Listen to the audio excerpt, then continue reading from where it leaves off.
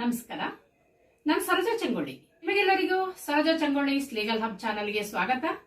ನಾನಿವತ್ತು ಮಾತಾಡ್ತಾ ಇರೋ ಟಾಪಿಕ್ HSRP ನಂಬರ್ ಪ್ಲೇಟ್ಗಳ ಬಗ್ಗೆ. HSRP ಅಂದ್ರೆ ಏನು ಅನ್ನೋದನ್ನ ಮೊದಲು ನಾವು ತಿಳ್ಕೊಳ್ಳೋಣ.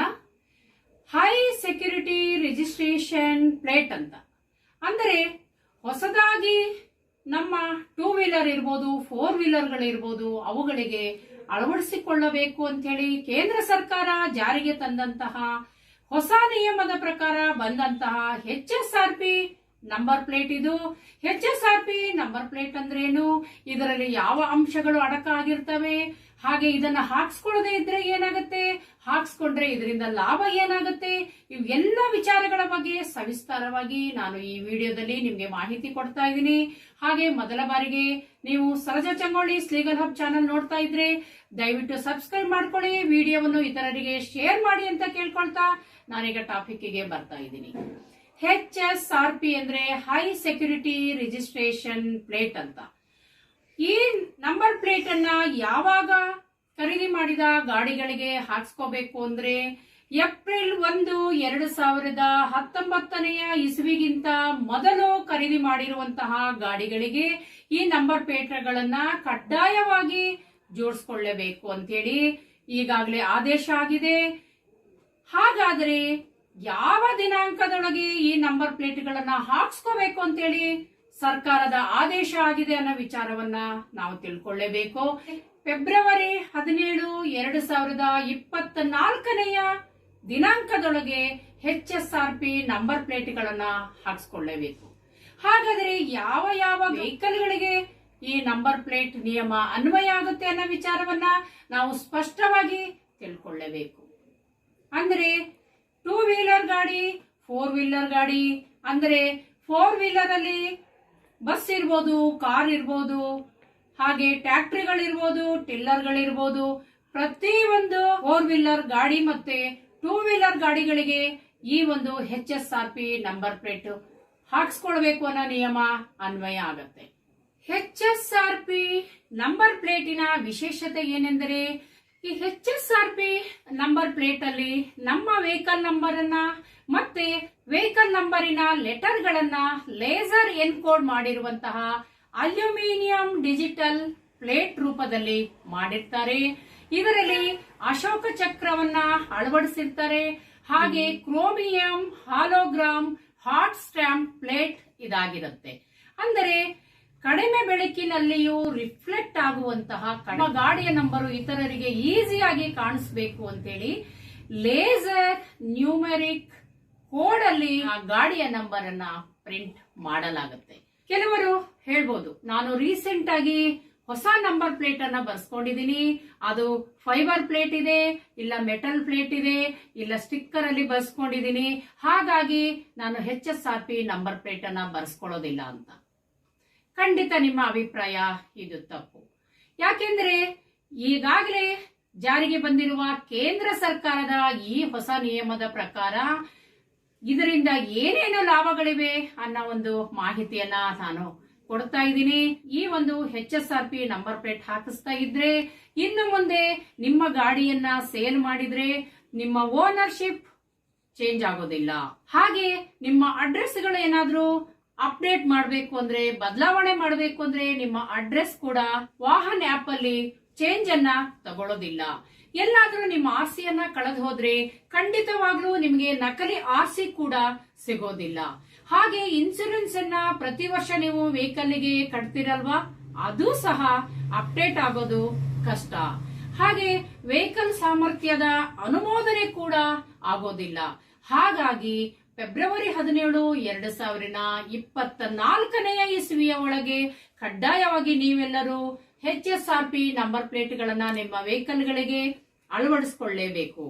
ಹಾಗೆ ಇನ್ನೊಂದು ಲಾಭ ಏನು ಅನ್ನೋದನ್ನ ನೋಡಿದ್ರೆ, ಈ HSRP ನಂಬರ್ ಪ್ಲೇಟ್ ಅನ್ನ ಹಾಕ್ಸ್ಕೊಂಡ್ರೆ ನಿಮ್ಮ ವೆಹಿಕಲ್ ಕಳ್ತನ ಆದಾಗ ನಿಮ್ಮ ವೆಹಿಕಲ್ ಅನ್ನ ಬಹಳ ಸುಲಭವಾಗಿ ಐಡೆಂಟಿಫೈ ಮಾಡ್ಲಿಕ್ಕೆ ಮತ್ತೆ ಹುಡುಕಿ ಕೊಡ್ಲಿಕ್ಕೆ ಪೊಲೀಸ್ನವರಿಗೆ ಮತ್ತು RTOದವರಿಗೆ ತುಂಬಾ ಸಹಾಯ ಆಗುತ್ತೆ. ನೋಡಿ, ನೀವು ಗಾಡಿ ಕಳ್ತನ ಆದ್ರೆ ಯಾರಿಗೆ ಕಂಪ್ಲೇಂಟ್ ಕೊಡ್ತೀರಾ? ಪೊಲೀಸ್ನವರಿಗೆ ಕಂಪ್ಲೇಂಟ್ ಕೊಡ್ತೀರಾ. ಹೇಗೆ ಹುಡುಕ್ತಾರೆ ಅಂತಂದ್ರೆ, ಇದನ್ನ RTOದವರ ಸಹಾಯದಿಂದ ಪೊಲೀಸ್ನವರು ತಲಾಶ್ ಮಾಡ್ತಾರೆ. RTOದಲ್ಲಿ ವಾಹನ ತಂತ್ರಾಂಶದಲ್ಲಿ ನಮ್ಮ ವೆಹಿಕಲ್ ನಂಬರು, ನಮ್ಮ ಗಾಡಿಯ ಚಾಸಿ ನಂಬರು, ನಮ್ಮ ಗಾಡಿಯ ಇಂಜಿನ್ ನಂಬರು ಮತ್ತೆ ನಮ್ಮ ಸಂಪೂರ್ಣ ವಿಳಾಸಗಳು ಈ ಒಂದು HSRP ನಂಬರ್ ಪ್ಲೇಟ್ ನಲ್ಲಿ ಅಧಿಕೃತ ಪೋರ್ಟಲ್ ನ ಡಾಟಾಬೇಸ್ ನಲ್ಲಿ ಫೀಡ್ ಆಗೋದ್ರಿಂದ ಅದನ್ನ ಹುಡುಕೋದು ತುಂಬಾ ಸುಲಭ ಆಗತ್ತೆ. ಹಾಗೆ ನಮ್ಮ ವೆಹಿಕಲ್ ಅನ್ನ ಕದ್ದು ಬೇರೆಯವರು ಯಾರಾದ್ರೂ ರಾಬರಿಗಿರ್ಬೋದು, ಕೊಲೆ ಇರ್ಬೋದು, ಇಲ್ಲ ನಮ್ಮ ವೆಹಿಕಲ್ ಅನ್ನ ಕದ್ಕೊಂಡೋಗಿ ಬೇರೆಯವರು ಅದನ್ನ ದುರ್ಬಳಕೆ ಮಾಡ್ಕೊಳ್ಳೋದಿರ್ಬೋದು, ಇಲ್ಲ ಅಂದ್ರೆ ನಮ್ಮ ವೆಹಿಕಲ್ ಸಹಾಯದಿಂದ ಕಳ್ಳ ಮಾಲನ್ನ ಸಾಗಿಸೋದಕ್ಕೆ ಯಾರಾದ್ರೂ ಬಳಸಿದ್ರೆ ಖಂಡಿತವಾಗ್ಲೂ ಅವರನ್ನ ಈಸಿಯಾಗಿ ಪತ್ತೆ ಹಚ್ಚೋದಕ್ಕೆ ಸಹಾಯ ಆಗತ್ತೆ. ಮುಖ್ಯವಾದ ಇನ್ನೊಂದು ಅಂಶವನ್ನ ತಿಳ್ಕೊಳ್ಳೇಬೇಕು.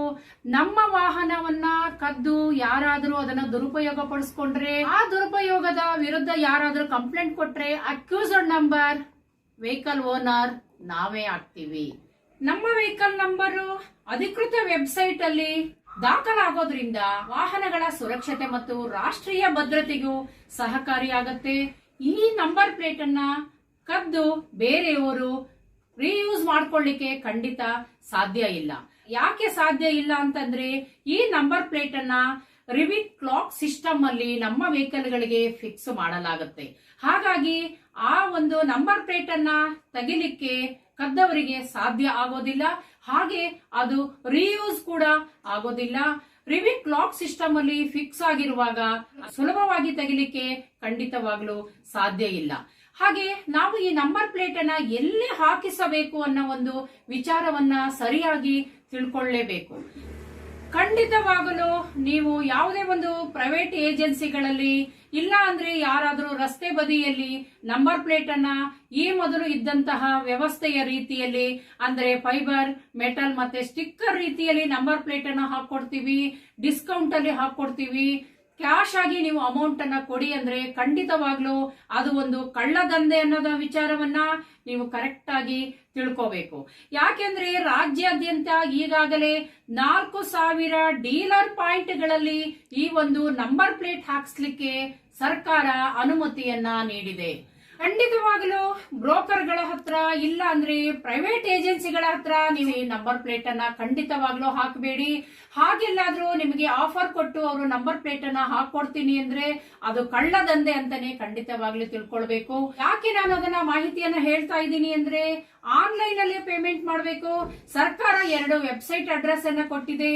ಆ 2 ವೆಬ್ಸೈಟ್ ಅಡ್ರೆಸ್ ಅಲ್ಲಿ ಹೋಗಿ ಮಾತ್ರ ನಾವು ಆನ್ಲೈನ್ ಅಲ್ಲಿ ಅಧಿಕೃತ ಲೈಸೆನ್ಸ್ ಹೋಲ್ಡರ್ ಡೀಲರ್ಗಳ ಹತ್ರನೇ ನಾವು ನಂಬರ್ ಪ್ಲೇಟ್ ಗಳಿಗೆ ಬುಕ್ಕಿಂಗ್ ಮಾಡಬೇಕಾಗತ್ತೆ. ಅದು ಆನ್ಲೈನ್ ಪೇಮೆಂಟ್ ಸಹ ಇರುತ್ತೆ.